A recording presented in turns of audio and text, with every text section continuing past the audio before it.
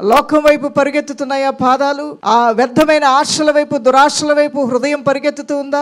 కామ క్రోధ మదమత్సరం వైపు హృదయం పరిగెత్తుతూ ఉందా?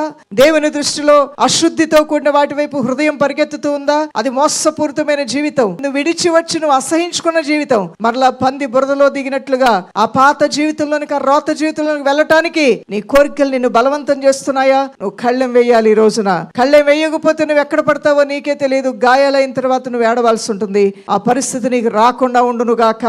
అందువల్ల నిలబడిన వాడు ఎలా పడిపోకుండా ఉండాలో పడిపోయిన వాడిని చూసి నేర్చుకోమని దేవుని వాక్యం మనల్ని హెచ్చరించట్లేదా? అది నువ్వు వినలేదా? ఎన్నిసార్లు నీతో దేవుడు మాట్లాడలేదా? చెవులు మందంగా ఎందుకున్నాయి? ఎందుకు దేవుని మాటలంటే శ్రద్ధ తగ్గిపోయింది? ఎందుకు దేవుని మాటల మీద విశ్వాసం తగ్గిపోయింది? నీకంటూ ఒక రొటీన్ లైఫ్ లోనికి వెళ్ళిపోయి ఒక మామూలు సాదాసీదాలాగా నీ జీవితాన్ని ఎందుకు నీకు నీవే చేతులారా పాడు చేసుకుంటున్నావు? దేవుని బిడ్డ, నిర్లక్ష్యమే కదా దీని అంతటికి కారణం.